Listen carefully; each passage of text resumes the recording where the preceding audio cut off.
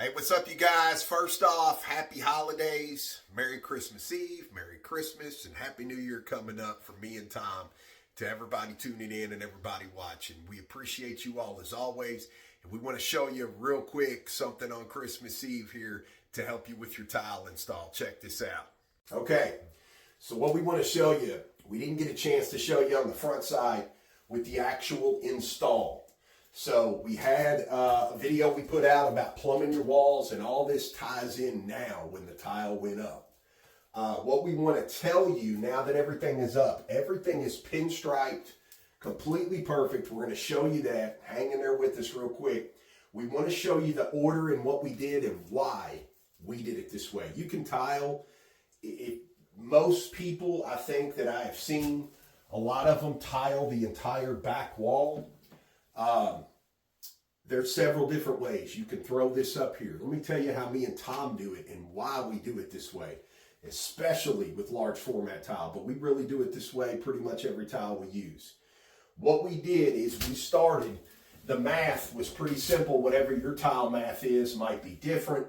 We already knew the distance of each one of these tiles as a whole, and we knew we wanted the bottom section at 8 1/4 inch. We knew we wanted that same 8 1/4 up there.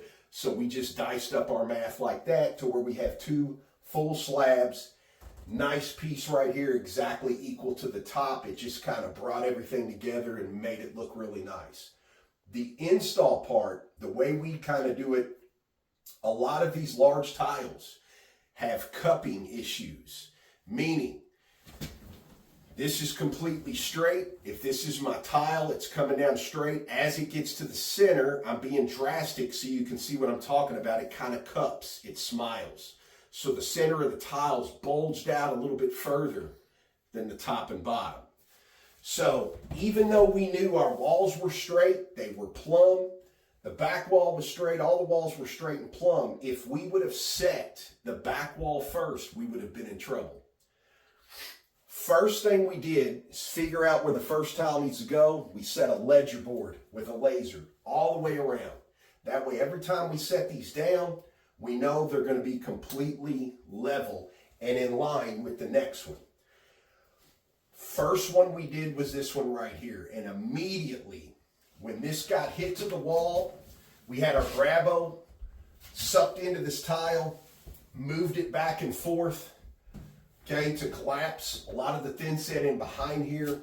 We put it about where it goes, left it alone, and immediately I trialed this side over here. We back buttered both of these, and I set this one. The reason being, when we set this guy, we could see coming down that little bit of cupping that I was talking about.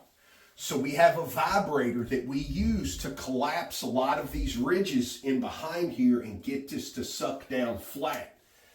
By this perfect one sitting in here and pinstriping that line for us, we knew exactly how much vibrating we needed to do with this one sitting right next to us. So it made it really simple when we're trying to be 1/8 of an inch right here perfectly in this corner. It's hard not to hit that mark when you're dealing with both of these two tiles at the same time. Same with this. We did this one with this one, then we came over here and did this one with this one. So same concept. And that's why we did that, to be able to get those correctly. As we went up, same thing. Here, here, this and this, so on and so on. When all that was done, the ledger board came off.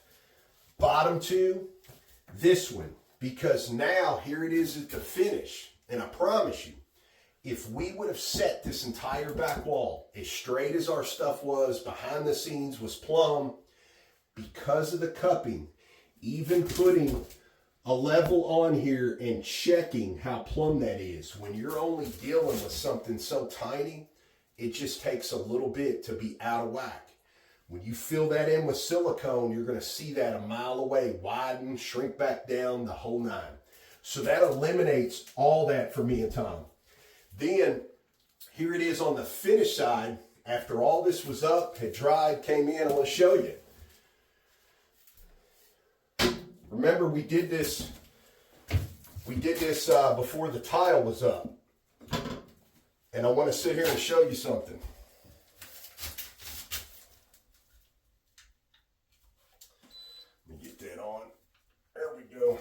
Need a couple more hands there, Tom.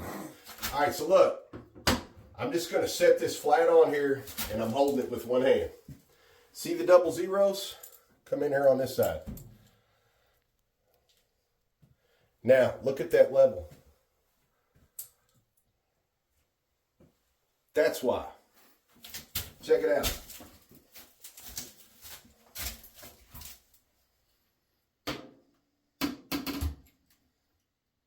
Same thing. Rest right against. Put it right up to and get my hand away.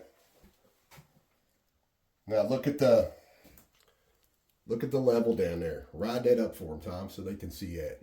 Look at that. All the way to the tippy top. Then again, 000. So that is why. Look. Remember, that's why we use a long level, so we can actually do the entire span. But if you even shorten it, look at that. Just holding it. Look at my fingers. I've literally just got 3 fingers holding that. Check it out.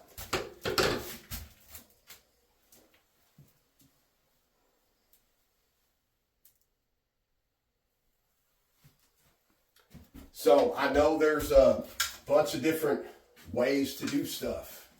This is just how me and Tom do it. So as usual, we hope that helps you all at home. And happy holidays. Merry Christmas to everybody. Happy New Year coming up. We'll see y'all back real soon.